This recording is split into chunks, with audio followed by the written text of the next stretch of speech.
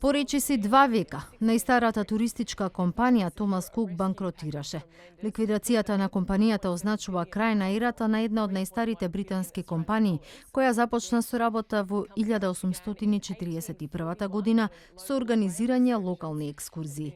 Преживеа 2 светски војни, иницијатор е на туристички пакет аранжмани и на масовен туризам, но откако Викендов не успеа да постигна договор со доверителите, повеќе од половина милион патници ширум светот принудени се да го прекинат одморот. Утринава извршниот директор Питер Франкхаузер се извини и на туристите и на вработените. This is a statement I hoped I would never have to make. Пропаѓањето на Томас Кук е тажен настан. Компанијата престана да работи откако не успеавме да постигнеме договор со доверителите во тешки преговори во текот на викендот.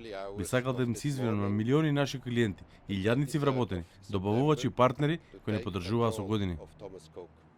Колапсот на туристичкиот гигант би можел да предизвика сцени на хаос низ целиот свет. Во моментов има 600.000 туристи, претежно од Германија, Велика Британија и Скандинавија, што ја принуди британската влада и осигурителните компании да координираат операција од големи размери за згрижување на клиентите на компанијата.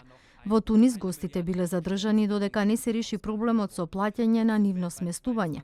Има голем број туристи во хотели во неплатени простори и во крајно оддалечени дестинации како Гоа, Гамбија или на грчките острови.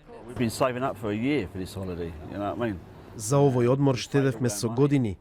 Плативме се навреме и за аранжманот и за осигурувањето, но сега очигледно ништо не ни останува.